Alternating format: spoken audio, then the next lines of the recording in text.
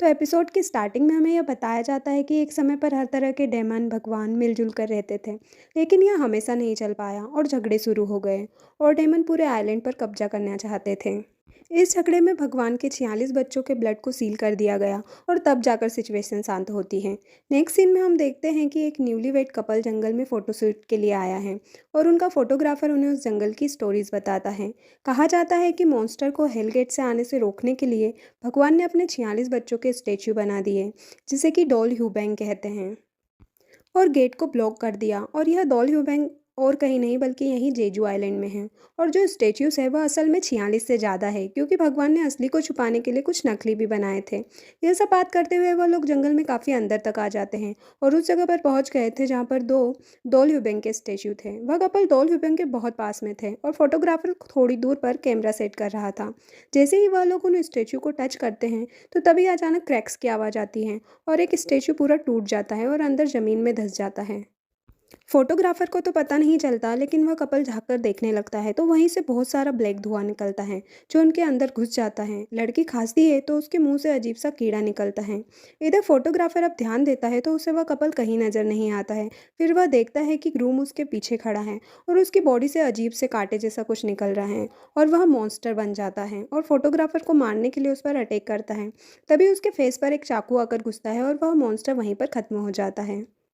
वह चाकू एक मिस्टीरियस मैन का था। दूसरी तरफ हम चर्च का सीन देखते हैं जहाँ पर दो प्रिस्ट एक पेंटिंग को देख रहे थे जिसमें से ब्लड आ रहा था। यह देखकर वह घबराने लगते हैं और हाई प्रिस्ट कहता है कि जल्दी जाओ और योहान को बुला कर लाओ। वहीं पर हम योहान को देखते हैं जो कि हेडफोन लगाकर एक्सोसिज्म की प्रिपरेशन कर रहा था और वह एकदम शांत था, जैसे उसके लिए यह कोई नई और बड़ी बात नहीं थी। सामने एक लड़की लेटी थी जिसे कि डेमन ने पजेस कर लिया था। योहान उस पर एक्सोसिज्म परफॉर्म करने जाता है, लेकिन तभी वहाँ पर प्रिस्ट उसे बुलाने आ जाता है और वह उस लड़की को देखकर पूरी तरह डर जाता है। लेकिन योहान उसको अपना हेडफोन पहनाकर उसे शांत रहने के लिए कहता है, जिसके बाद वह उसके ऊपर होली वाटर डालकर डेमन को टॉर्चर करने लगता है। जिसके बाद योहान फादर से जाकर मिलता है जो उसे वह पोस्टर दिखाते हैं। वो पूछता है कि पोस्टर में वह औरत कौन है, तो फादर बताते हैं कि बहुत समय पहले जब बुरी शक्ति अच्छाई पर भारी पड़ने लगी थी तो यह औरत सेवियर बनकर दुनिया को बचाने के लिए आई थी। पर वह अपना मिशन कंप्लीट करने से पहले ही मर गई थी और जिस आदमी ने उसे मारा था वह अभी भी जिंदा है और उस जेजी आइलैंड में ही कहीं है। साथ ही यह भी कहते हैं कि अब डेमन फिर से हमला करने वाले हैं, दुनिया में बुरी शक्ति बढ़ने वाली है और उसे हमें रोकना होगा। फिर फादर कहते हैं कि हम लोगों ने पहले ही नया सेवियर ढूंढ लिया है और उस पर नज़र भी रखे हुए हैं। उस लड़की की किस्मत फिर से उसे उस आइलैंड में लेकर जाएगी। फिर फादर योहान को उस आइलैंड में जाकर उस सेवियर की हेल्प करने के लिए कहते हैं ताकि वह दुनिया को बचा सके।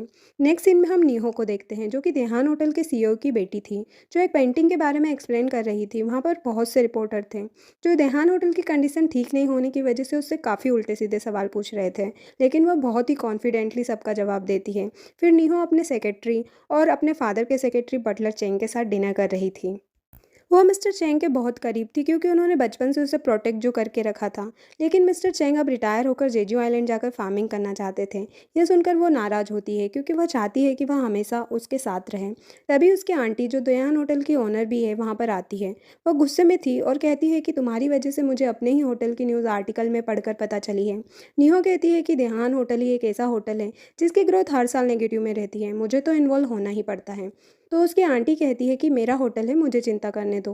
तो नीहो कहती है कि देहान होटल के शेयर्स में मेरे और मेरे डैड के मिलाकर आपसे ज़्यादा है, तो मेरा हक भी आपसे ज़्यादा बनता है। नीहो की आंटी गुस्से में चली जाती है। जब नीहो लौट रही थी तो अचानक उसकी कार एक दूसरी कार से टकरा जाती है। नीहो का सेक्रेटरी कार से निकलता है और दूसरी कार से दो लोग निकलते हैं और बहस करने लगते हैं। सिचुएशन संभालने के लिए नीहो खुद निकलकर माफ़ी मांगती है और अपने सेक्रेटरी से भी माफ़ी मंगवाती है, लेकिन वह लोग फिर भी उसके सेक्रेटरी को परेशान करने लगते हैं। नीहो गुस्से में एक को टैकल करके गिरा देती है, दूसरा आदमी उसकी ऐसे करते हुए वीडियो ले लेता है। नीहो को पता नहीं था, लेकिन वह लोग जानबूझकर उसको भड़का रहे थे ताकि ऐसी कोई वीडियो ले सके। वह वीडियो वायरल हो जाता है और हर न्यूज़ चैनल पर यही दिखाया जाता है कि देहान ग्रुप के सीईओ की बेटी सड़क पर लोगों को मार रही है। इससे देहान ग्रुप के स्टॉक प्राइस नीचे गिरने लगे थे, जिसकी वजह से नीहो के डैड उससे बहुत गुस्सा थे। तब बटलर चेंग यह एडवाइस देते हैं कि नीहो को रिज़ाइन करके कुछ समय के लिए कहीं चले जाना चाहिए। नीहो मान नहीं रही थी। तब उसके डैड उसे समझाते हैं कि विदेश नहीं जाना है, तुम जेजू आइलैंड जाकर कुछ समय के लिए वहाँ किसी स्कूल में वॉलंटियर करो। तो वह फिर अपने सेक्रेटरी के साथ जेजू आइलैंड के लिए निकल जाती हैं। जेजू आइलैंड पहुँचने पर एयरपोर्ट पर बहुत सारे रिपोर्टर थे, तो वो केज लेकर अकेले ही वहाँ से निकलने की कोशिश करती है। वहाँ जाकर जैसे ही वह एयरपोर्ट से पहला कदम निकालती है, एक अजीब सी एनर्जी रिलीज़ होती है। वह नियो को तो फ़ील होती ही है, साथ ही एक औरत जो जंगल में थी उसे भी फ़ील होती है। नियो को अजीब तो लगता है लेकिन वह इग्नोर करके पार्किंग की तरफ जाती है। वहाँ वो किसी को देखती है जो वही ब्राइड थी जिसे हमने स्टार्टिंग में देखा था, जो अब डेमन बन चुकी थी, और नियो को देखकर कहती है कि अच्छा तो तुम हो। नियो उससे डरकर भागने लगती है तो वह डेमन उसका पीछा करती है। नियो खुद को बचाते हुए भागते हुए जाकर एक खुले वैन में घुसकर खुद को लॉक कर लेती है, तो वह डेमन वैन में हाथ घुसाकर छेद कर देती है और फिर उसमें से अंदर घुसने की कोशिश करने लगती है। निहो डर से ज़ोर ज़ोर से चिल्लाने लगती है। डेमन निहो तक पहुंचने ही वाली होती है कि तभी वही मिस्टीरियस मैन तेजी से आकर डेमन को वैन से निकाल फेंकता है, जिसका नाम वान था। वान और डेमन की फिर फाइट होती है जिसमें कि वान उसे हरा देता है।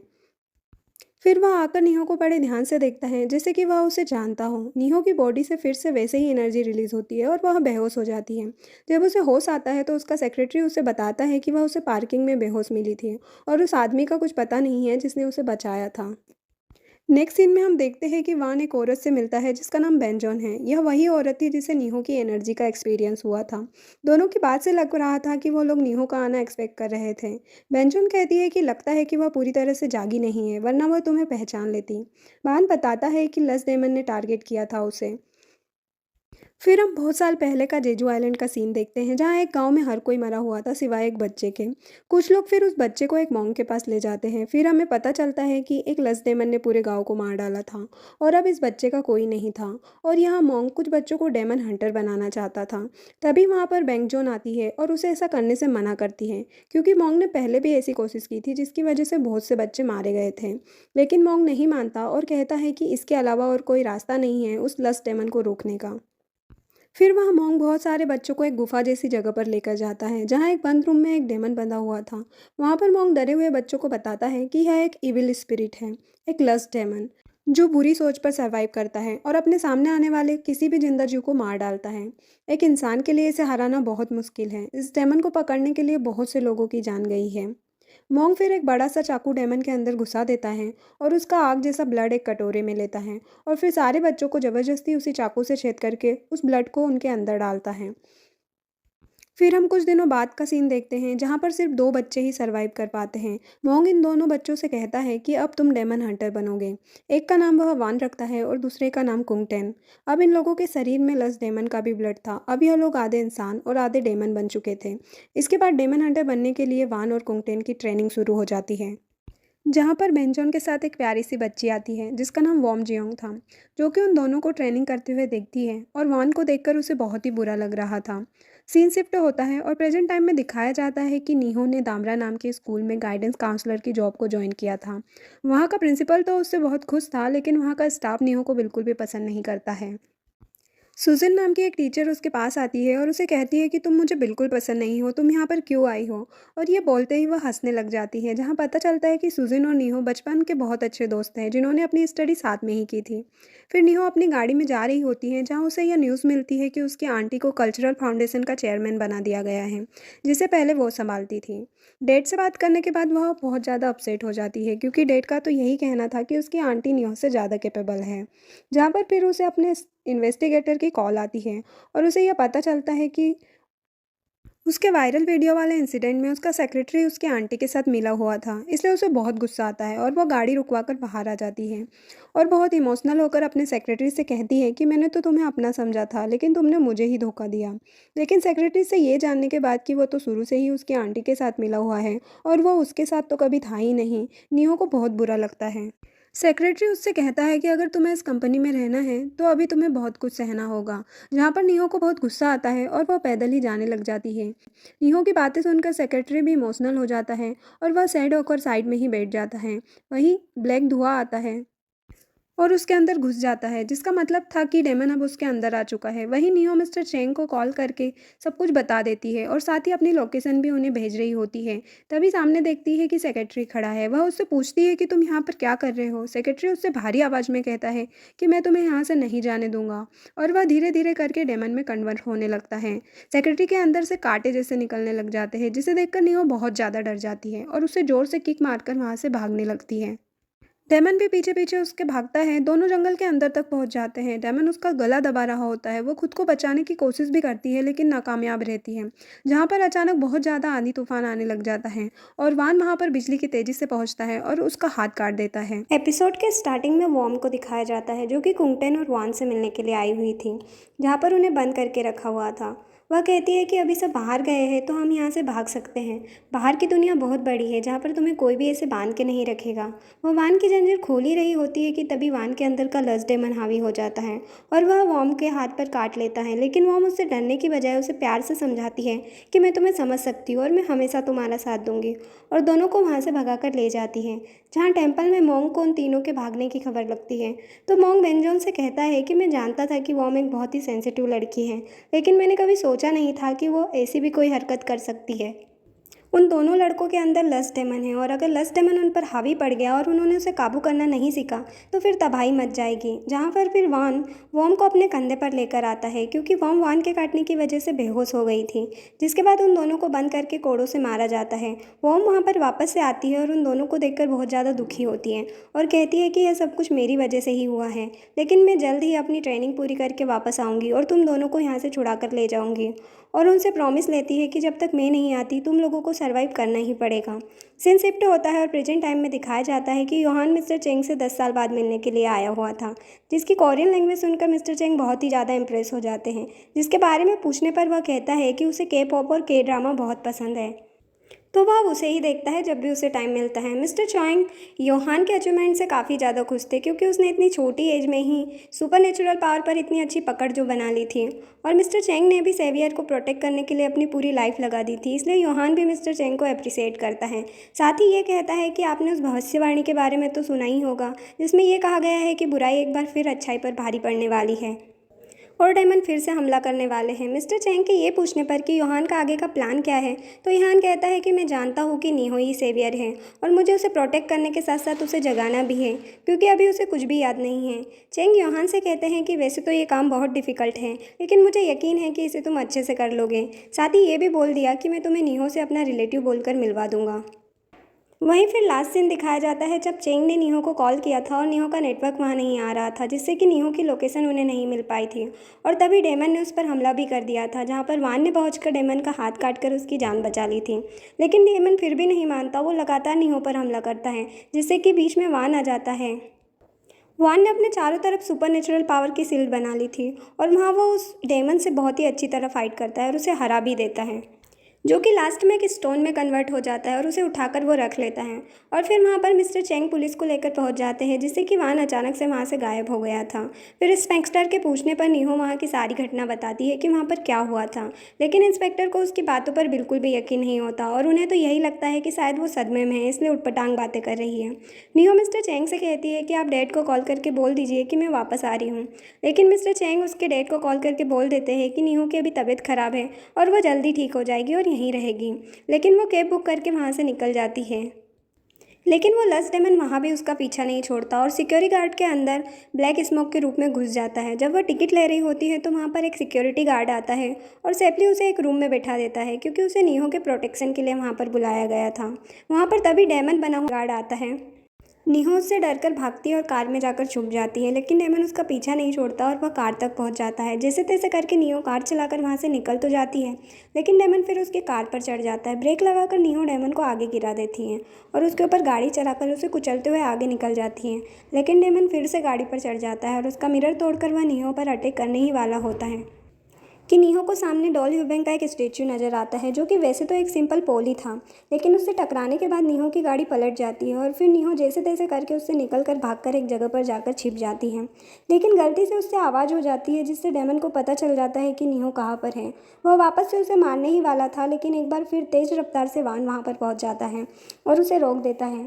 साइड में बैठा हुआ वह नीहो को देख रहा होता है, जहाँ नीहो उससे रिक्वेस्ट करती है कि प्लीज़ मुझे बचा लो, जिसके बाद वो डेमन के साथ फाइट करता है और उसके स्टोन में कन्वर्ट होने के बाद उसे उठाकर अपने पास रख लेता है और नीहो को देखकर बोलता है कि क्या अभी भी तुम्हें कुछ याद नहीं। तो नीहो कंफ्यूज होते हुए कहती है कि क्या मुझे कुछ याद होना चाहिए था, मुझे तो समझ नहीं आ रहा है कि ये मॉन्स्टर मेरे पीछे क्यों पड़े हैं और मेरा सेक्रेटरी भी मॉन्स्टर क्यों बन गया था। नीहो के पूछने पर वान बताता है कि ये लस्ट डेमन है जिनमें बहुत बुरी शक्तियाँ होती हैं और ये इंसान को मारकर उनका शरीर लेकर लोगों के बीच में ही रहते हैं। उसके ये पूछने पर कि ये सब उसके पीछे क्यों पड़े हैं तो वान कहता है कि यह तो तुम्हारी किस्मत है जिसमें सब कुछ लिखा हुआ है और इस किस्मत की वजह से ही डेमन तुम्हारे पीछे रहेंगे और अपना मकसद पूरा करने की कोशिश करते रहेंगे। तो तुम्हारे पास दो ही ऑप्शन है, या तो तुम अपनी किस्मत को कोसो या फिर इनसे लड़के इन्हें हरा दो। नेक्स्ट सीन में योहान सारे डेमन्स के पार्ट्स को कलेक्ट करता है और इमेजिन करता है कि उन सारे डेमन्स को कैसे मारा गया था। वह मिस्टर चैंग को कॉल करता है और वान के बारे में पूछता है कि आखिरकार वो काले कोट वाला इंसान दिखता कैसे है और वो कौन सा औजार यूज़ करता है डेमन्स को मारने के लिए। मिस्टर चैंग कहते हैं कि अभी तो तुम्हें बड़ा इंटरेस्ट आ रहा है, लेकिन जब तुम उस डेमन हंटर से मिलोगे तो तुम्हारी सारी एक्साइटमेंट डर में बदल जाएगी। नेक्स्ट सीन में हम नीहो को देखते हैं जो अपनी बॉडी पर लगे एक मार्क को देखकर वान के बारे में सोच रही थी। तभी वहाँ पर मिस्टर चैंग आ जाते हैं और वो मिस्टर चैंग से पूछती है कि आपने मुझे वापस जाने क्यों नहीं दिया। तो मिस्टर चैंग कहते हैं कि तुम्हारी आंटी बहुत शातिर हैं, तुम्हें उससे दूर रहना चाहिए क्योंकि वह तुम्हें तुम्हारी ही कंपनी से निकलवा सकती है। जब तक हमारे पास कोई सॉलिड प्लान नहीं होता तब तक तुम यहीं रहो। जिसके बाद वो स्लीपिंग पिल्स खाकर सोने की कोशिश कर रही थी, लेकिन उसे तो नींद ही नहीं आ रही थी। वह गॉड को सॉरी बोलती है और कहती है कि मैं हर वीक चर्च और टेंपल जाऊंगी, बट प्लीज़ आप मुझे बचा लीजिए। जहाँ पर अचानक से एक आवाज़ होती है जिसे डरकर पहले तो वो रजाई के अंदर घुस जाती है, लेकिन फिर वो उठकर धीरे से जाकर देखती है जहाँ पर वान उसके रूम में पहुँच जाता है। और नीहो के ये पूछने पर कि वहाँ पर कोई डेमन था तो वान कहता है था तो सही, लेकिन अब नहीं है और ये तो इतने सारे हैं कि जिन्हें तुम गिन भी नहीं सकती हो। तो नीहो कहती है कि तो हमेशा मुझे इनसे छिपकर रहना पड़ेगा, इससे अच्छा तो मैं मर ही जाऊँ। वैसे भी मेरी मॉम मर चुकी है और मेरी आंटी तो मुझे मारना चाहती है और डैड को तो मेरी कोई फ़िक्र है ही नहीं। और अचानक से वो फ़नी मूड में आकर वान से कहती है कि तुम मेरे बॉडीगार्ड क्यों नहीं बन जाते, और कॉन्ट्रैक्ट पेपर लाकर वान से उसके आईडी मांगती है। लेकिन वान के पास तो कोई आईडी था ही नहीं और ना ही उसका कोई सरनेम था, जिस बात पर नीहो हंसती है। और जब वान वहाँ से जाने लगता है तो बोलती है कि प्लीज़ आज यहीं रुक जाओ क्योंकि मुझे बहुत ज़्यादा डर लग रहा है और प्लीज़ मेरे बॉडीगार्ड बनकर इस कॉन्ट्रैक्ट पेपर पर साइन कर दो, जितना अमाउंट चाहे उतना भर देना। बेड पर जाकर बैठती है कि तभी अचानक बात करते करते उसे नींद आ जाती है। वान ने भी स्लीपिंग पिल्स नोटिस कर ली थी और फिर वह वहीं बैठकर उस मार्क को देखने लग जाता है। नेक्स्ट मॉर्निंग जब नीहो उठती है तो देखती है कि वान ने कॉन्ट्रैक्ट पेपर पर साइन कर दिया है और कोई भी अमाउंट नहीं भरा है। दूसरी तरफ हम वान को देखते हैं जो सोच रहा था कि वॉम अपना प्रॉमिस पूरा किया था और वह उसे बचाने के लिए वापस भी आई थी, लेकिन एक बार फिर से वान के अंदर का लस्ट डेमन उस पर हावी हो गया था और उसने वॉम के अंदर खंजर घुसाकर उसे मार ही डाला था। एपिसोड की स्टार्टिंग में हम बेंजोन को देखते हैं जो एक लड़की को एक स्पिरिट की कहानी बता रही होती है जिसका नाम बेंजुला था। वो बताती है कि बहुत समय से जो कमज़ोर और पावरलेस औरत होती थी जिनकी हेल्प कोई नहीं करता था, वो बेंजुला की स्पिरिट के पास जाकर प्रे करती थी। उनका मानना था कि अगर वो अपनी कोई साफ चीज़ बेंजुला के आगे रख कर प्रे करेगी और अपनी कहानी बताएगी तो बेंजुला का स्पिरिट उनकी हेल्प ज़रूर करेगा, लेकिन इसके बदले उन्हें कुछ प्राइस पे करना होता था।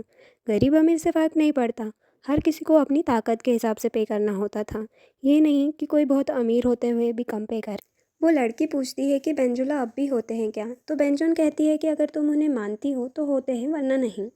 नेक्स्ट सीन में हम नीहो को देखते हैं। आज उसका काम पर जाने का पहला दिन था। वो मिस्टर चेंग को बताती है कि उसने एक बॉडीगार्ड हायर किया है जो यहीं रहेगा, तो उसके रहने का इंतज़ाम कर ले। मिस्टर चैंग को ये सही नहीं लगता। वो नीहो से कहते हैं कि उनसे बात करनी चाहिए थी, ऐसे ही किसी पे भरोसा नहीं कर सकते। इस पर नीहो कहती है कि अभी तो उसे सबसे ज़्यादा भरोसा उसी पे है। फिर नीहो वान को मिस्टर चैंग से मिलवाती है। मिस्टर चैंग वान को देखकर बहुत शॉक्ड होते हैं क्योंकि उन्होंने उसे पहले भी देखा था। स्कूल जाने के लिए नीहो वान को ड्राइव करने के लिए कहती है जो पहले से ही कार में बैठा हुआ था, पर वो उसे इग्नोर करके सील पैड लगाकर डोर क्लोज कर देता है क्योंकि वान को तो ड्राइविंग आती ही नहीं थी। रास्ते में नीहो बहुत से सवाल पूछ रही थी। वो पूछती है कि तुम हो कौन, तुम्हारे पास सुपर पावर्स है क्या, क्या तुम सुपरमैन की तरह उड़ सकते हो। वान कुछ जवाब नहीं देता। स्कूल पहुंचकर नीहो प्रिंसिपल को भी बताती है कि वान उसका बॉडीगार्ड है और उसके साथ साथ ही रहेगा। नीहो उसे एक रूम में ले जाकर वेट करने के लिए कहती है और कहती है कि किसी से बात नहीं करना और जब तक मैं ना बोलूँ यहाँ से कहीं जाना मत। वान कहता है कि अब से मुझे ऑर्डर मत देना और मेरी परमिशन के बिना कहीं मत जाना। नीहो कहती है कि मैंने तुम्हें हायर किया है क्योंकि मैं एक नॉर्मल लाइफ जीना चाहती हूँ। मैं जहाँ मेरा मन वहाँ जाऊँगी, तुम्हें बस मुझे फॉलो करना है। वान कहता है कि जो मर्जी करो अगर मरने का मन हो। नीहो फिर क्लास पहुंचकर अटेंडेंस लेती है। कोई भी स्टूडेंट उसे सीरियसली नहीं ले रहा था और उससे पर्सनल क्वेश्चंस पूछ रहे थे। नीहो किसी तरह उन्हें हैंडल करती है। तभी एक लड़की क्लास से उठकर जाने लगती है। ये वही लड़की है जो बेंजोन के साथ रहती है, जिसका नाम योमजी था। नीहा उसे रोकने की कोशिश करती है तो वो कहती है कि वो क्लास स्किप कर रही है और चले जाती है। योमजी अपने फ्रेंड के घर जाती है जो बहुत दिनों से स्कूल नहीं आ रही थी। वो जाकर देखती है कि उसकी फ्रेंड सूर्योन बहुत ही डरी हुई थी और रो रही थी। उसके हाथ और फेस पे चोट के निशान भी थे। तो पता चलता है कि उसके बॉयफ्रेंड ने उसका ऐसा हाल किया है। फिर हम कुछ समय पहले का सीन देखते हैं जब सूर्योन अपने बॉयफ्रेंड के साथ थी। उसने फ़ोन में रिकॉर्डिंग ऑन कर लिया था। उनकी बातों से ऐसा लग रहा था कि उस लड़के ने कई बार सूर्योन को मारा था, लेकिन उसे इस बात का बिल्कुल भी अफसोस नहीं था। वो समझ जाता है कि सूर्योन उसे रिकॉर्ड कर रही है। वो गेट बंद करता है और उसे मारने लगता है। सूर्योन वो इंसिडेंट याद करके डर जाती है। योमजी उससे पूछती है कि तुम्हारे पास कोई ऐसा प्रूफ है जिससे हम उसके खिलाफ एक्शन ले सकें। लेकिन तभी सूर्योन का बॉयफ्रेंड उसे ब्लैकमेल करने के लिए उसकी कुछ फ़ोटोज़ भेजता है, जिससे कि सूर्योन मेंटली डिस्टर्ब हो जाती है और योमजी को भी जाने के लिए कहती है। नेक्स्ट सीन में हम देखते हैं कि योमजी ये सारी बातें नीहो को बताती हैं और उससे हेल्प मांगती है। तो नीहो उसे कहती है कि तुम्हें मेरे पास आने की बजाय पुलिस के पास जाना था। मैं इसमें कोई भी हेल्प नहीं कर सकती, तुम्हें पुलिस के पास ही जाना चाहिए। नेक्स्ट सीन में हम मिस्टर चैंग को देखते हैं जो बेंजोन से मिलने के लिए जाते हैं, जहाँ पर फ्लैशबैक में हमें दिखाया जाता है कि मिस्टर चैंग एक पुजारी थे, मगर उनके जो साथी प्रीस्ट थे वो डेमन में कन्वर्ट हो जाते हैं, जिनसे कि वान ही उनको बचाता है और उन्हें यहाँ से कहीं दूर चले जाने के लिए कहता है। मतलब कि मिस्टर चैंग वान के बारे में सारी चीज़ें जानते थे। उन्हें ये भी पता था कि पिछले जन्म में वान ने ही वॉम जियोंग को मारा था, इसलिए वह प्रेजेंट में इसी बात को लेकर चिंता में थे कि कहीं वान नीहो को दोबारा ना मार दे। लेकिन बेंचोन कहती है कि वान ऐसा नहीं करेगा, क्योंकि उसके अलावा कोई दूसरा उसको प्रोटेक्ट कर ही नहीं सकता। वान ने जो किया उसे उस बात का गिल्ट है। हम सबकी किस्मत एक दूसरे से कनेक्टेड है और सही वक्त आने पर सबको अपनी जगह वापस जाना है। मतलब बेंचोन को पता है कि फ्यूचर में कोई ना कोई ऐसा कांड जरूर होने वाला है। उसके बाद मिस्टर चैंग वान को उसका रूम दिखाने ले जाते हैं। तब यहाँ पर वान मिस्टर चैंग से कहता है कि मैंने तुम्हें कहा था कि तुम यहाँ से दूर चले जाओ। तो मिस्टर चैंग कहते हैं कि मुझे तुम पर भरोसा है कि इस बार तुम नीहो को नहीं मारोगे। तो इस बात पर वान कहता है कि अगर तुम्हारा सेल्फिश इंटेंशन नहीं होता तो अभी भी वो वॉम जियोंग कहलाती। इनकी बातों से यही लगता है कि इन सबको अपना पास्ट याद है, लेकिन नीहो को क्यों कुछ याद नहीं। दूसरी तरफ सूर्योन ये सोचती है कि वह अब अपने बॉयफ्रेंड को नहीं झेल सकती, इसलिए वह सुसाइड कर लेगी। लेकिन तभी उसको एक पेपर दिखता है जो उसकी फ्रेंड योमजी ने इसके लिए छोड़ा था। उस पेपर में उसने बेंजुला के बारे में लिखा था कि कैसे वो कमज़ोर महिलाओं की हेल्प करती है। सूर्योन बेंजुला के पास जाती है जो कि एक पेड़ होता है। सूर्योन पेड़ के सामने सारे रिचुअल्स को पूरा करती है और प्रे करती है कि वो उसकी सारी प्रॉब्लम्स को दूर कर दे। अचानक इसकी कैंडल बुझ जाती है, जिससे हमें ये लगता है कि शायद बेंजुला ने इसकी प्रार्थना को सुन लिया है। नेक्स्ट सीन में हम नीहो को एक्सरसाइज करते हुए देखते हैं। तभी वहाँ पर योहान आता है। जैसे कि मिस्टर चेंग ने योहान से कहा था, वो योहान को अपना रिलेटिव बताकर उसे नीहो से मिलवाते हैं और कहते हैं कि ये इटली से आया है और नीहो के बारे में इसको सारी बातें पता है। बाद में ये लोग वाइन पीते हैं और पीने के बाद नीहो कहती है कि मुझे जेजू आइलैंड बिल्कुल भी पसंद नहीं है, क्योंकि यहाँ के डेमन्स मुझे मारना चाहते हैं। बातों बातों में नीहो योहान से पूछती है कि क्या तुम्हें कभी प्यार मिला है, क्योंकि योहान प्रिस्ट था तो वो कहता है कि हाँ मिला है, वो भी भगवान से। नीहो कहती है कि मुझे भी मिला है और बहुतों से मिला है। मेरी लाइफ एक फैंटेसी बन गई है और मज़े की बात यह है कि जो इंसान मुझे प्रोटेक्ट कर सकता है उसको मेरी फीलिंग्स की कोई कदर नहीं है। वो मेरे इमोशंस को समझता ही नहीं है, इनफैक्ट समझने की कोशिश भी नहीं करता है। मैंने उसके साथ कॉन्ट्रैक्ट भी साइन किया है, उसे अभी मेरे साथ होना चाहिए था, मगर पता नहीं कहाँ है। उसके बाद वान भी यहाँ पर आ जाता है और इसकी सारी हरकतों को नोटिस करता है और चले जाता है। यहाँ पर योहान वान को देख लेता है और मिस्टर चेंग से इसके बारे में पूछता है, तो वो उसे बताते हैं कि वो आदमी और कहीं नहीं, वान ही है। अब योहान वान से मिलने जाता है क्योंकि वो तो वान से मिलने के लिए काफ़ी एक्साइटेड था। वान से मिलने के साथ ही योहान सबसे पहले ये पूछता है कि तुम कितने साल के हो, मैं तुम्हें बड़े भाई, अंकल या फिर दादाजी कहकर बुलाऊं। योहान को भी वान के बारे में पता है कि यह डेमन स्लेयर्स है, यानी कि आधा डेमन और आधा इंसान। मगर जो डेमन होते हैं वो बहुत बातें करते हैं, लेकिन वान इतना शांत स्वभाव का क्यों है। इसी के साथ योहान वान का खंजर भी ढूंढने लगता है कि आखिर इसने उसको कहाँ रखा है। योहान का इंटेंशन क्या है ये तो हमें अभी नहीं पता, लेकिन वो वान से कहता है कि तुम कितना भी इंसान दिखने की कोशिश करो, लेकिन हो तो तुम एक अय्यास राक्षसी, और मैं तुम्हारी हर चाल से वाकिफ़ हूँ। नेक्स्ट मॉर्निंग नीहो योहान को प्रिस्ट गेटअप में पूजा करते हुए देखती हैं। तब उसे पता चलता है कि योहान असल में एक प्रिस्ट हैं। अब नीहो स्कूल जाने के लिए रेडी होती है और वान को ढूंढने लगती है कि अब ये कहाँ चला गया। लेकिन वान पहले से ही कार में बैठा था। योहान भी इनके साथ जाने के लिए कार में आ जाता है। लेकिन नीहो वान पर गुस्सा कर रही होती है कि आखिर ऐसा कब तक चलेगा, तुम कब तक मुझसे ड्राइविंग करवाओगे। ऐसे तो लोग तुमको सीईओ और मुझे बॉडीगार्ड समझेंगे। कुछ देर जाने के बाद वान को कुछ फील होता है। वह गाड़ी रुकवाता है और बिना कुछ बताए जंगल की तरफ जाने लगता है। नीहो मना करती है लेकिन वान चले जाता है। फिर ये लोग स्कूल पहुंचते हैं। नीहो की फ्रेंड जब योहान को देखती है तो उसे योहान बहुत ही पसंद आता है। आगे जाने पर इनकी कार के सामने योमजी आकर गिरती है। वो बहुत घबराई हुई होती है और इनको बताती है कि उसकी फ्रेंड सूर्योन को कुछ हो गया है, और ये भी बताती है कि इसने सूर्योन को बेंजुला के बारे में भी बताया था। लेकिन नीहो और योहान को उसकी ये बातें कुछ समझ नहीं आ रही होती हैं। अब योहान और नीहो सूर्योन से मिलने के लिए उसके घर पर जाते हैं। उसकी माँ इन लोगों को बताती है कि उसका बिहेवियर बिल्कुल बदल गया है, ना वो किसी से मिलती जुलती है और ना ही किसी से बातें करती है। लेकिन योहान एक प्रिस्ट है तो वो उसकी माँ से कहता है कि वो सूर्योन को बिल्कुल ठीक कर देगा। फिर जब ये लोग सूर्योन के रूम में पहुंचते हैं तो यहाँ पर बिल्कुल शांति होती है। लेकिन तभी अचानक सूर्योन हंसने लगती है, उसे कुछ होने लगता है जैसे उसके अंदर कोई आत्मा हो। तो यहाँ पर योहान उस पर एक्सोसिज्म परफॉर्म करने लगता है ताकि स्पिरिट को भगा सके। हम सूर्योन की आंखें देखते हैं जो बिल्कुल काली हो चुकी थी, जिससे यह पता चलता है कि सच में इसे किसी आत्मा ने पजस कर लिया है। लेकिन तभी यहाँ पर धीरे धीरे ये रूम जंगल में कन्वर्ट हो जाता है। मतलब ये लोग सूर्योन के रूम से अचानक जंगल में पहुँच जाते हैं। इनको कुछ भी समझ नहीं आता कि आखिर ये सब क्या हो रहा है। उधर वान को भी कोई पीछे से आवाज़ देता है, लेकिन वान उसको नहीं देख पा रहा था। एपिसोड के स्टार्टिंग में हम वान को देखते हैं जो जंगल में था और किसी ने उसका नाम पुकारा था। दरअसल वो और कोई नहीं बल्कि कुंगटेन था। वान पलटता है लेकिन उसके और कुंगटेन के बीच में एक सिल जैसा आ जाता है जिसकी वजह से वान उसे देख नहीं पाता। कोई नहीं दिखता तो वान जाने लगता है तो फिर से कुंगटेन उसे आवाज़ देता है। वान पलटता है पर फिर से वहाँ कोई नहीं होता। इधर नीहो और योहान सूर्योन के कमरे से सीधे जंगल में आ गए थे। नीहो योहान से डरते हुए पूछती है कि हम कहाँ हैं, तो योहान कहता है कि मुझे भी नहीं पता। तभी एक मॉन्स्टर जो पेड़ के जैसे दिख रहा था उनकी तरफ आता है, और योहान और नीहो देखते हैं कि उस पेड़ के अंदर सूर्योन थी जो कहती है कि मुझे अपना बदला चाहिए। वह जोर से चिल्लाती है और पेड़ से ब्रांचेस निकलकर नीहो और योहान पर अटैक करने लगती हैं, और वह मॉन्स्टर योहान का गला पकड़कर उठा लेता है। मॉन्स्टर नीहो को भी पकड़ने वाला होता है लेकिन तभी वान का खंजर आकर उसे लग जाता है जिससे वह रुक जाता है। वान को देखकर नीहो खुश हो जाती है। वान उसे कहता है कि मैंने कहा था ना कि मेरी परमिशन के बिना कहीं मत जाना। नीहो कहती है हम तो सूर्योन के घर गए थे, पता नहीं यहाँ कैसे आ गए। तो वान बताता है कि यह जंगल बेंजुला का बनाया हुआ है। वह वान को सूर्योन को बचाने के लिए कहती हैं तो वान मना कर देता है ये बोलकर कि उसने ये खुद चूज़ किया है। नियो कहती है कि अभी वो बच्ची है, उसने गलत डिसीजन लिया क्योंकि वह डरी हुई थी। वान कहता है कि किसी को बचाना हमारे एग्रीमेंट में नहीं लिखा है। निहो कहती है कि तुम डरपोक हो, तुम मॉन्स्टर से डर गए हो, और दोनों लड़ने लगते हैं। इधर योहान अभी भी लटका हुआ था। वह कहता है कि तुम लोग बाद में लड़ लेना, पहले मुझे बचा लो।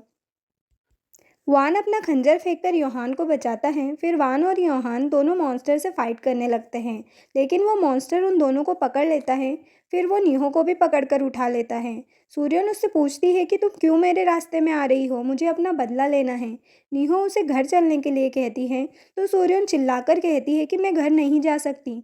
तुम्हें नहीं पता कि उस लड़के ने मेरे साथ क्या किया है। मेरे पेरेंट्स भी मेरी हेल्प नहीं कर सकते और कोई भी मेरी हेल्प नहीं कर सकता। बस बेंजुला मेरी हेल्प करेगा, वो मेरे लिए उसे मार देगा। फिर हम देखते हैं कि जब सूर्योन ने प्रे किया था तो उसने रिवेंज के बदले अपनी बॉडी ऑफर कर दी थी। तभी मॉन्स्टर मीनू पर अटैक करने वाला होता है तो फिर वान अपने अंदर के डेमन को जगाकर उसे बचा लेता है और फिर से मॉन्स्टर से लड़ने लग जाता है। नीहो फिर से सूर्योन के पास आती है और उसे समझाती है कि बेंजुला तुम्हारा बदला नहीं लेगा। क्या अभी तक उसने कुछ किया उस लड़के को? तुम मेरी बात सुनो, मैं तुम्हारे लिए रिवेंज लूँगी। मैं ये कर सकती हूँ, मुझे लेट ज़रूर हुआ लेकिन मैं उस लड़के को सज़ा दिलवा कर रहूँगी। सूर्योन कन्विंस हो जाती है और कहती है कि प्लीज़ मुझे बचा लो, लेकिन मॉन्स्टर सूर्योन को पकड़ने लगता है और खुद में जकड़ने लग जाता है।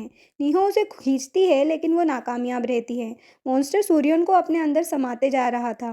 तभी नीहो की बॉडी से एक पावर निकलती है जो एक एनर्जी ब्लास्ट की तरह था। ब्लास्ट इतना बड़ा था कि वो बेंजोन, योमजी और कुंगटेन को भी फील होता है, जिसके बाद नीहो बेहोश हो जाती है। उसे होश आता है तो देखती है कि वान उसे पकड़े हुए था। मॉन्स्टर का तो कुछ पता नहीं था, लेकिन सूर्योन वहीं पड़ी होती हैं। फिर वान एक हॉल करके उन्हें सूर्योन के कमरे तक ले जाता है, जहां नीहो फिर से बेहोश हो जाती है। जब उसे होश आता है तो वो हॉस्पिटल में थी। वहां वान उसे बताता है कि बेंजुला का स्पिरिट वापस से जंगल में चले गया है। वान ये भी बताता है कि वैसे तो बेंजुला इतने वॉयलेंट नहीं होते, लेकिन बेंजुला को लस डेमन ने पॉल्यूट कर दिया था और वो तुम्हारे पीछे था। सूर्योन को तो उसने बस यूज़ किया था। नियो फिर सूर्योन के पास जाती है तो पता चलता है कि वो कोमा में है। डॉक्टर बताते हैं कि उसे कुछ हुआ नहीं है, पर वो जाग ही नहीं रही है। फिर नियो योहान के पास जाती है और पूछती है कि तुम हो कौन, मुझे सच सच बताओ। तो योहान कहता है कि यहाँ जो अजीब सी चीज़ें हो रही है, मैं उसे इन्वेस्टिगेट करने आया हूँ।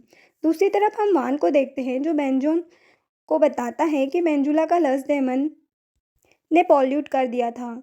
तो वो गुस्से से कहती है कि ये लस डेमन तामरा को बर्बाद कर देंगे। बेंजोन यह भी कहती है कि उसे डर है कि कभी वान अपनी डेमन पावर का यूज़ करेगा तो कहीं वो भी डेमन न बन जाए। तो वान कहता है कि ऐसा कभी नहीं होगा। निहो सूर्योन से मिलने हॉस्पिटल जाती है और वहाँ से सीधे मिस्टर चैंग के पास जाकर उस लड़के का फ़ोटो देकर कहती है कि मुझे इस लड़के के बारे में सब कुछ जानना है। मिस्टर चैंग मना कर रहे होते हैं, लेकिन निहो उन्हें कन्विंस कर लेती है। नेक्स्ट सीन में हम योहान को देखते हैं, जो उसी प्रिस्ट से बात कर रहा था जिसने उसे यहाँ भेजा था। वो नीहो के बारे में बताकर कहता है कि वह बहुत जल्द ही जाग जाएगी। फिर वह वान के बारे में बताता है कि उसमें लस डेमन की पावर है। वह बहुत डेंजरस भी है, लेकिन वह नीहो को प्रोटेक्ट कर रहा है और उसने अब तक कई बार उसकी जान बचाई है। इस पर प्रिस्ट कहते हैं कि वान ने ही पहले वॉमजियोंग को मारा था। प्रोफेसी में लिखा हुआ कभी गलत नहीं हो सकता।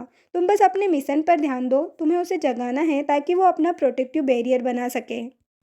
इसके बाद योहान वान से जाकर कहता है कि तुम्हें कैसा लगा था फिर से नीहो से मिलकर। वान वहाँ से जाने लगता है तो योहान कहता है कि मुझे ये पूछना चाहिए कि तुम्हें उससे मिलकर कैसा लगा था जिसे तुमने मारा था। वान कहता है कि मैं तुम्हें भी उन लोगों के जैसा फील करवा सकता हूँ जो मेरे हाथों मरे थे। तो योहान कहता है कि कभी और, अभी तो मैं थोड़ा बिजी हूँ। इधर मिस्टर चैंग ने उस लड़के के बारे में सब कुछ पता कर लिया था। उसका नाम क्योंगजुन था। उसने सूर्योन के अलावा भी कई लड़कियों के साथ ऐसा किया था, पर आज तक उस पर कोई एक्शन नहीं लिया गया। उसके दो रीज़न थे। पहला ये कि उसकी फैमिली जेजू आइलैंड के one of the influential family में से एक है, और दूसरा ये कि उसने जिस ऐप साइट चैट से फ़ोटोज़ भेजा था, वो ऐप बिना यूज़र परमिशन के डेटा नहीं देती, इन्वेस्टिगेशन के लिए भी नहीं। अगर हैकर के थ्रू एविडेंस मिल भी जाए तो वो लीगली एक्सेप्ट नहीं होता। मिस्टर चैंग फिर साइलेंट चैट कंपनी के बारे में बताते हैं। ये एक स्टार्टअप कंपनी थी जिसे फंड्स की ज़रूरत थी। नीहो फिर अपनी आंटी से वो कंपनी खरीदवा लेती है। बदले में वो प्रॉमिस करती है कि वो देहान होटल में इंटरफेयर नहीं करेगी। लेकिन सारे एविडेंस मिलने के बाद भी क्योंगजुन को सिर्फ 3 साल की सज़ा मिलती है, जिससे नीहो को बहुत गुस्सा आता है। नेक्स्ट सीन में हम क्योंगजुन को देखते हैं, जो अपने लॉयर के साथ सूर्योन को देखने हॉस्पिटल आया था। पहले तो वो नीहो से माफ़ी मांगने का नाटक करता है, फिर हंसने लगता है। सूर्योन के बारे में उल्टी सीधी बातें कहने लगता है। नीहो से रहा नहीं जाता और वो उसे एक पंच मार देती है। वान भी उस समय वही था और सब देख रहा था। स्कूल में योमजी नीहो के पास आती है तो नीहो उसे सूर्योन की कंडीशन के बारे में बताती है, और साथ ही ये भी बताती है कि उस लड़के को बस 3 साल की ही सज़ा मिली है, जो सही तो नहीं है, लेकिन अब उसे भगवान ही सज़ा दिलवा सकते हैं। दूसरी तरफ वान खुद जाकर बेंजुला से सूर्योन के लिए प्रे करता है। फिर हम क्योंगजुन को देखते हैं, जो सूर्योन की फ़ोटोज़ अपलोड करने की ही सोच रहा था। तभी वहाँ पर बेंजुला आकर उसे मार देता है। उसी टाइम पर सूर्योन भी जाग जाती है। इधर स्कूल में बेंजोन निहो से आकर मिलती है और बहुत खुश होती है। निहो कंफ्यूज होती है तो बेंजोन उसे बताती है कि वो योमजी की ग्रैंड मदर हैं। बेंजोन फिर वान से मिलती है और कहती है कि इतने सालों से वह वॉन जियोंग को बहुत ज़्यादा मिस कर रही थी, इसीलिए देखने चली आई। निहो उन दोनों को साथ में देखकर सोचती है कि ये लोग एक दूसरे को जानते हैं। निहो फिर वान को एक रेस्टोरेंट लेकर जाती है और पूछती है कि तुम योमजी की ग्रैंड मदर को कैसे जानते हो। वान पूछता है कि तुम्हें वो याद है क्या। फिर वो समझ जाता है कि उसे कुछ भी याद नहीं है। अगले सीन में उसे पता चलता है कि वह लड़का मर चुका है। तो निहो ये बात वान को बताती है और पूछती है कि कहीं तुमने तो उसे नहीं मारा। तो वान कहता है कि मैं इंसानों को नहीं मारता। निहो फिर वान को एक फ़ोन देती है और समझाने लगती है कि इसे सेल फ़ोन कहते हैं। तो वान कहता है कि हाँ, मुझे पता है। नीहो वापस आकर एक डिश खाने लगती है जो उसे बहुत अच्छी लगती है, तो वो सोचती है कि इसे वान को भी खिलाना चाहिए। दूसरी तरफ योहान वान के पास आता है और वॉमजियोंग का नाम लेकर उसे उकसाता है। वान गुस्से से अपना खंजर निकाल लेता है। योहान असल में लड़ने के लिए ही आया था, वह भी अपना तलवार निकाल लेता है और दोनों लड़ने लगते हैं। लड़ते हुए योहान एक बिल्डिंग में घुस जाता है, वान भी उसके पीछे वहाँ जाता है। योहान ने वहाँ बहुत सारे ट्रैक्स बिछा कर रखे थे जिनकी हेल्प से वह मैजिकल रोप से वान को बांध देता है। जिसके बाद योहान कुछ प्रेयर्स बोलकर वान के अंदर के डेमन को जगा देता है। डेमन पावर से वान खुद को फ्री कर लेता है और योहान का गला पकड़ लेता है। तभी नीहो वान के लिए डिश लेकर वहाँ पहुँच जाती है। वान को डेमन बना देख उसके हाथ से प्लेट गिर जाती है। नीहो को देखकर वान अपना खंजर लेकर उसे मारने के लिए बढ़ता है। अब नीहो को सब कुछ याद आ जाता है कि वान ने ही उसे पहले मारा था और वो ही वॉमजियोंग थी।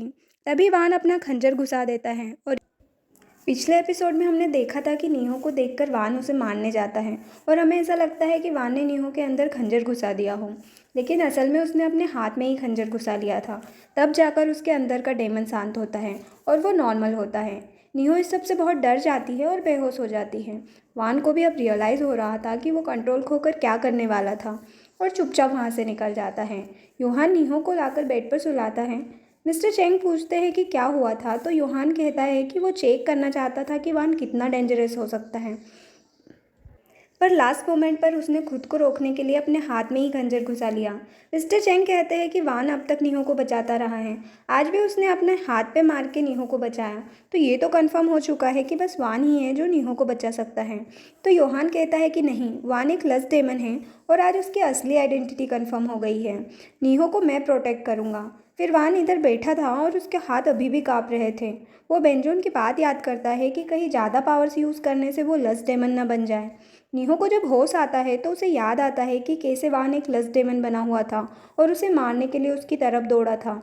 उस समय उसकी आंखें लाल थी, पर जैसे ही वह एकदम उसके पास आया उसकी आंखें नॉर्मल हो गई थी।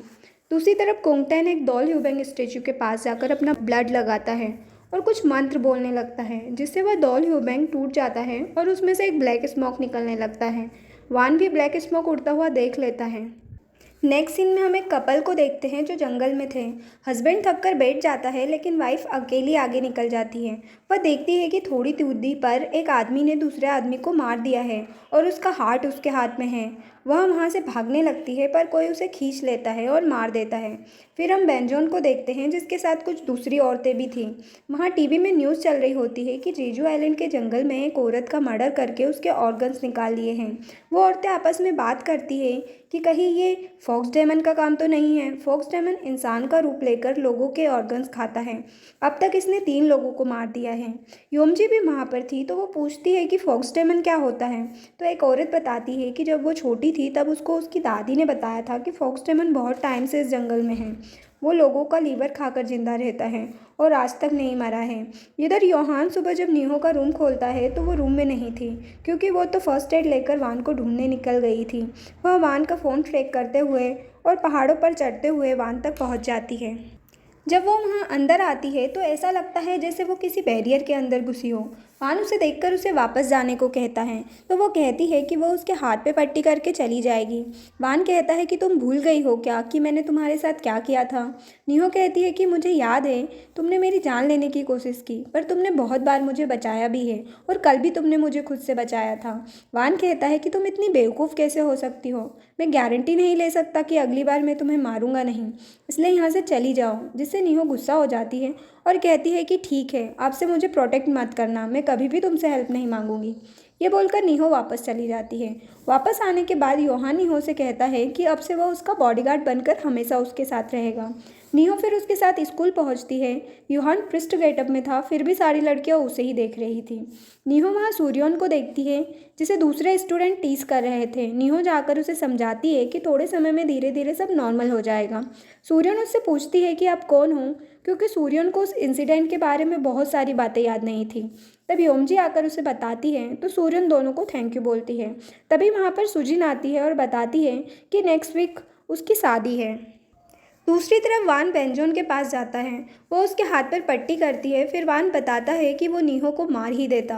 शायद लस्ट डेमन से ज़्यादा डेंजरस वही है उसके लिए, इसलिए वो उससे दूर रहेगा और दूर से ही उस पर नज़र रखेगा।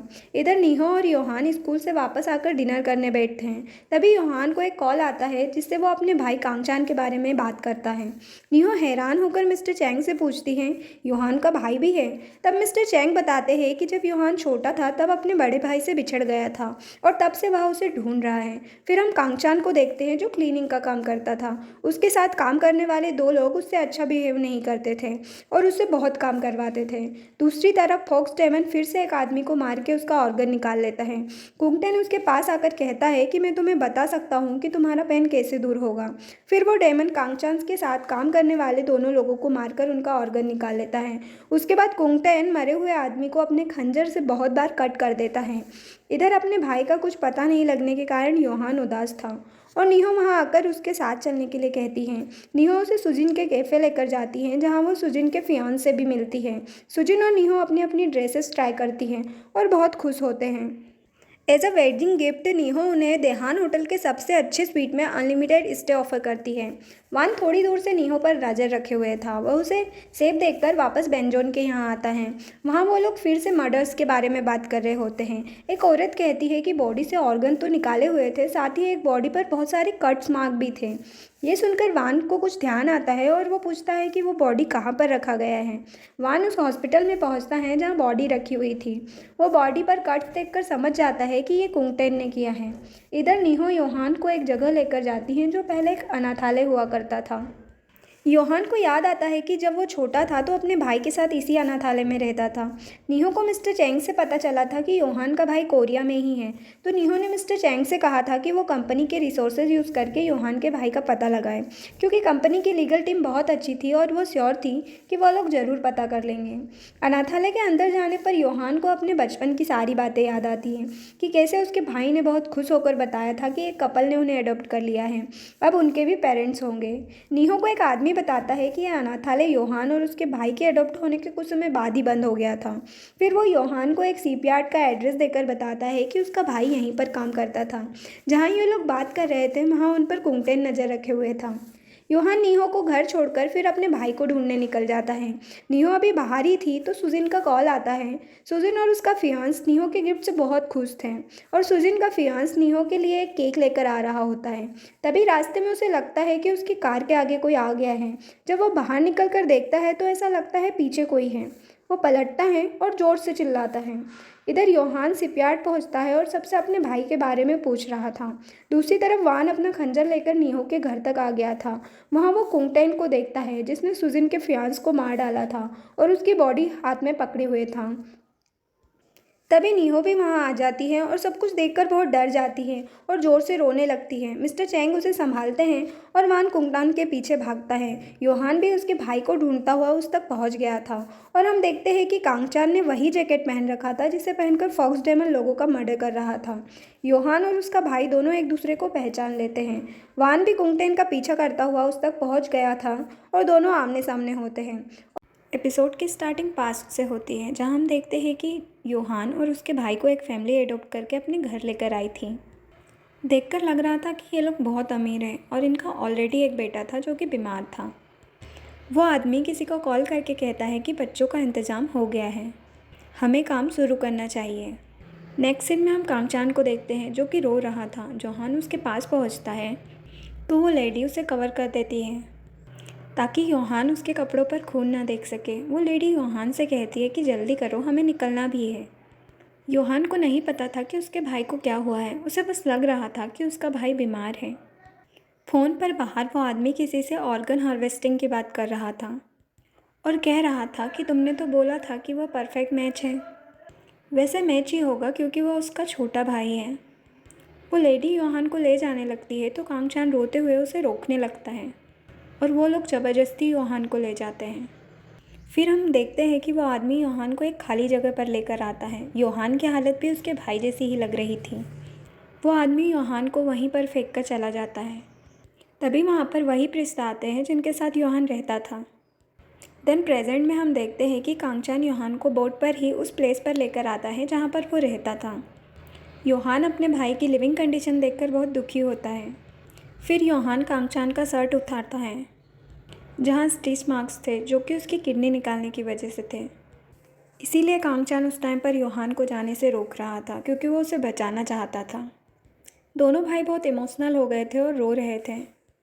योहान कहता है अब हम कभी अलग नहीं होंगे, हमेशा साथ रहेंगे। दूसरी तरफ सुजिन को अपने फियांस के बारे में पता चलने पर वो दौड़ती हुई हॉस्पिटल पहुंचती है। जहाँ वो मीहो से मिलकर बहुत ज़ोर ज़ोर से रोने लगती है। इधर वान कुंगटेन को फॉलो करता हुआ उस तक पहुँच चुका था और दोनों आमने सामने थे। कुंगटेन के पास भी वान के जैसा ही खंजर था और यहाँ हमें पता चलता है कि कुंगटेन कुछ समय पहले ही जागा है और तब से वो वान से छुपकर रह रहा है। वान अपना खंजर लेकर कुंगटेन पर अटैक करता है तो वान अपने आगे एक सिल जैसा बना लेता है। वान अपना पूरा जोर लगाकर सिल तोड़ तो देता है लेकिन वो कुंगटेन को चोट नहीं पहुंचा पाता। कुंगटेन कहता है कि मैं तुमसे लड़ने नहीं आया हूँ और हम क्यों लड़ेंगे, हम तो भाई हैं। दोनों को वोमजियोंग ने यूज़ किया और फिर धोखा दिया और लास्ट में क्या हुआ, तुमने वोमजियोंग को मारा, मैंने नहीं। तो इस बार तुम उसे कब मारने वाले हो? वान कहता है कि अपना खंजर निकालो और लड़ो मुझसे। कुंगटेन कहता है कि तुम्हें क्या लगता है कि क्या वोमजियोंग को पता नहीं है, इसलिए तुम उसे बेवकूफ़ों की तरह बचा रहे हो। इतना कहकर कुंगटेन वहाँ से चला जाता है। दूसरी तरफ योहान कांगचान को लेकर मीनू के विला में आता है और कहता है कि आज तुम यहाँ रहो, कल मैं हम दोनों के लिए एक नई जगह ढूंढूंगा। तभी मीहो आती है और वो योहान को इतना खुश देखकर उसे सुजिन के फियांस के डेट के बारे में कुछ भी नहीं बताती। योहान अपने भाई के साथ बहुत खुश था। दोनों कपड़े बदलते हैं तो हम योहान की बॉडी पर भी वैसा ही स्टिच मार्क्स देखते हैं जैसे कांगचान की बॉडी पर था, क्योंकि योहान का भी किडनी निकाला गया था। योहान के सो जाने पर कांगचान कुंगटेन की बात याद करता है। कुंगटेन ने उससे कहा था कि अगर तुम अपना पेन दूर करना चाहते हो तो वोमजियोंग को ढूंढकर जो कुछ उसका है वो ले लो और फिर तुम्हारा पेन दूर हो जाएगा। उस टाइम पर हम देखते हैं कि कांगचान भी एक लस्ट डेमन है। कांगचान मीहो पर अटैक करने के लिए पहुंचता है, जो कि उस टाइम पर सौर ले रही थी और रो रही थी, लेकिन कांगचान उस तक नहीं पहुंच पाता क्योंकि वान ने वहां पर एक शील्ड बना दिया था। वहां वान पहुंच जाता है और कांगचान से लड़ने लग जाता है। शोर सुनकर योहान भी बाहर आ जाता है और उन दोनों को लड़ता देखकर वान को रोक देता है और कहता है कि प्लीज़ मेरी बात सुनो। मौका देखकर कांगचान वहाँ से निकल जाता है। वान कहता है कि ये तो एक लस्ट डेमन है और कांगचान के पीछे भागता है। वान कांगचान तक पहुँच गया था लेकिन तभी कुंगटेन आकर वान पर अटैक करता है। तभी वहाँ पर बड़ा सा ब्लास्ट होता है। दरअसल कुंगटेन ने ही मीहो को मारने के लिए कांगचान को लस्ट डेमन बनाया था। कुंगटेन कहता है तुम्हें क्या हो गया है वान, खुद को देखो, तुम कमज़ोर हो गए हो। मुझे पता है कि तुम उस औरत के लिए इंसान बनना चाहते हो, लेकिन जितना तुम उसे प्रोटेक्ट करोगे उतना ही तुम कमज़ोर होते जाओगे। कुंगटेन उसे कहता है कि अगली बार जब मिलोगे तो या तो तुम मेरे हाथ मरोगे या तो मेरे साथ हो जाओगे, और यह बोलकर वो चला जाता है। इधर मीहो नहाकर निकलती है तो पूरे घर में तोड़ फोड़ देखकर बहुत हैरान होती है। वो योहान को पूछती है कि यहाँ क्या हुआ था, लेकिन योहान बहुत जल्दी में लग रहा था। वो बिना कुछ जवाब दिए अपना सामान लेकर वहाँ से निकल जाता है।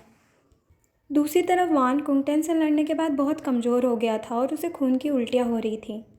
उस टाइम पर वो ऊपर पहाड़ पर एक हिरण को देखता है। किसी तरह वान ग्रेवयार्ड तक पहुँचता है और वहाँ जाकर गिर जाता है। मीहो सुजिन से मिलने जाती है, उसके बाद वो सीधा ग्रेवयार्ड में पहुँचती है और रोते हुए वान को आवाज़ देती है और कहती है कि वान मुझे समझ नहीं आ रहा है कि क्या हो रहा है। फिर वो वान को देखती है जो जख्मी हालत में था। फिर वो वान के पास जाकर बैठती है। फिर वान उसे बताता है कि तुम वोमजियोंग नाम की सेवियर थी, इसीलिए तुम्हारे जागने से पहले लस्ट डेमन्स तुम्हें मार देना चाहते हैं। मीहो कहती है कि मैं ही क्यों? तो वान कहता है कि ये तुम्हारी किस्मत है, तुम्हें अपने पिछले जन्म का काम पूरा करना है। तो मीहो कहती है कि इन सब में तुम्हारा क्या काम है? तो वान कहता है कि मेरे पास कोई चॉइस नहीं था तुम्हें मारने के अलावा, इसलिए मुझे ये पेनफुल लाइफ जीनी पड़ रही है, मैं मर भी नहीं पा रहा। और वान कहता है कि मैं एक प्रॉमिस के पूरे होने का वेट कर रहा हूँ। मीहो कहती है कि ठीक है, अगर यही मेरी किस्मत है तो मैं सब कुछ याद करूँगी और तुम्हारा प्रॉमिस भी पूरा करूँगी। बस तब तक तुम मेरे साथ रहो, मुझे कोई फ़र्क नहीं पड़ता कि तुम एक लस्ट डेमन हो। मुझे मरने का भी डर नहीं, मुझे तुम पे पूरा भरोसा है। तभी वान को फिर से खून की उल्टी होने लगती है। वान मीहो को अपने पास नहीं आने देता और उसे वहाँ से जाने के लिए कहता है। मीहो फिर दामरा के डायरेक्टर को कॉल करके वोमजियोंग के बारे में पूछती है, तो अब उसे बेगजू के पास जाने के लिए कहता है। मीहो बेंजोन से जाकर वोमजियोंग के बारे में पूछती है। बेंजोन कहती है कि वोमजियोंग वो थी जो टूटी हुई चीज़ों को फिक्स करती थी। मीहो यह सुनकर कंफ्यूज होती है तो बेंजोन उसे समझाती है कि बहुत समय से ही पूरी दुनिया के डेमन्स को कैप्चर करके तामरा में बंद किया जाता था, एक बैरियर स्टोन की मदद से। लेकिन अब वो बैरियर स्टोन टूट गया है और इसीलिए इतने सारे लस्ट डेमन तामरा में आ रहे हैं। वॉन जियोंग ही है जो बैरियर स्टोन को फिक्स कर सकती है और वो वान को भी फिक्स कर सकती है क्योंकि उसके पावर्स धीरे धीरे कम होते जा रहे हैं। मीहो पूछती है कि वो अपने अंदर की वॉन जियोंग को कैसे जगा सकती है, तो बेंजोन उसके शरीर के निशान को छूकर कहती है कि तुम्हारे अंदर से जो लाइट निकलती है वो पूरे तामरा में फैलती है। बेंजुला से लड़ते हुए तुमने खुद भी महसूस किया होगा। बेकजो फिर कहती है कि वॉन्जियोंग को कैसे जगाना है वो तुम्हें कोई नहीं बता सकता, वो तुम्हें खुद ही करना होगा। तभी योमजी वहाँ आ जाती है और बेकजो उसके साथ चली जाती है। फिर हम कांगचान को देखते हैं जो कि अकेला बैठा हुआ था। तभी योहान उसके पास आता है और उसके गले पर तलवार रखकर कहता है कि वो तुम ही हो ना जिसने इतने सारे मर्डर्स किए हैं, तुम कब से ऐसे हो। तो कांगचान कहता है कि उसे याद नहीं। कांगचान योहान से खुद को मारने के लिए कहता है, पर योहान कहता है कि ज़रूर कोई दूसरा रास्ता होगा, मैं ढूंढ के रहूँगा। फिर योहान कांगचान का एक्सोसिज्म स्टार्ट करता है और उसे कहता है कि तुम्हें इसमें दर्द होगा। योहान अपना प्रोसेस स्टार्ट करता है जिससे कांगचान के अंदर का डेमन बाहर आ रहा था और उसे बहुत ज़्यादा पेन हो रहा था। कांगचान दर्द से चिल्ला रहा था और वह कहता है कि इससे अच्छा तो तुम मुझे मार डालो, ये बहुत पेनफुल है, मैं नहीं सह पाऊँगा। पर योहान उसकी एक भी नहीं सुनता और अपना प्रोसेस कंटिन्यू रखता है और कांगचान चिल्लाता रह जाता है। अब उसके अंदर का डेमन आउट ऑफ कंट्रोल होता जा रहा था। वो योहान की तरफ देखकर एक बार फिर से कहता है कि प्लीज़ मुझे मार दो। फिर योहान वान को ढूंढता हुआ ग्रेवयार्ड पहुंचता है। वान उस पर अटैक कर देता है और कहता है कि तुम्हारी वजह से मीहो की जान खतरे में थी। तो योहान कहता है कि तुम मुझे अपनी तरह जीना सिखाओ ताकि मैं मेरे भाई को बचा सकूं। वो लस्ट डेमन तो है पर इंसान भी है। मैं प्रॉमिस करता हूँ कि अगर मैं उसे नहीं बचा पाया तो खुद मार दूंगा। वान कहता है कि अगर तुम उसे मार सकते तो यहाँ नहीं आते, और वहाँ से चला जाता है। योहान फिर मीहो के पास जाता है और कहता है कि मेरे भाई को इविल स्पिरिट ने पजेस किया हुआ है और उसे अब सिर्फ तुम ही बचा सकती हो। योहान कहता है कि तुम्हारे लिए सिर्फ वो एक लस्ट डेमन है, लेकिन मेरे लिए मेरा भाई है जो मुझे 10 साल बाद मिला है, जिसके धोखे से ऑर्गन्स ले लिए गए थे, जिसने ज़िंदगी में बहुत सफ़र किया है। तुमने सूर्योन को बेंजुला से बचाया था, वैसे ही प्लीज़ मेरे भाई को भी बचा लो। मीहो ट्राई करने के लिए रेडी हो जाती है। योहान फिर उसे अपने भाई के पास लेकर जाता है। मीहो उसे टच करती है तो उसके अंदर का डेमन जाग जाता है और वो उस पर अटैक कर देता है, लेकिन योहान बीच में आ जाता है और घायल हो जाता है। कांगचान मीहो पर अटैक करने के लिए बढ़ ही रहा था, लेकिन तभी वहाँ पर वान आ जाता है और उससे लड़ने लगता है। वान अब भी बहुत कमज़ोर था और वो हार रहा था। कांगचान मीहो को मारने ही वाला था, लेकिन तभी योहान उसमें तलवार घुसा देता है। कांगचान थोड़ा नॉर्मल हो जाता है और रोता हुआ योहान को गुड बाय बोलता है। वान फिर आकर उसमें अपना खंजर घुसाता है और कांगचान भी फिर एक पत्थर बन जाता है। योहान उस पत्थर को उठाकर बहुत रोने लग जाता है। फिर सीन शिफ्ट होता है और हम कुंगटैन को देखते हैं। वह एक जगह पहुंचता है जहां बहुत सारे लोग थे और वहां जाकर वो एक सिंहासन पर बैठ जाता है जैसे कि वो उनका राजा हो। वहां हम योमजी को भी देखते हैं जो कुंगटैन को अंकल कहकर बुलाती है। और यहाँ पर सीजन 1 ख़त्म होता है। Please like share and subscribe. Thanks for watching.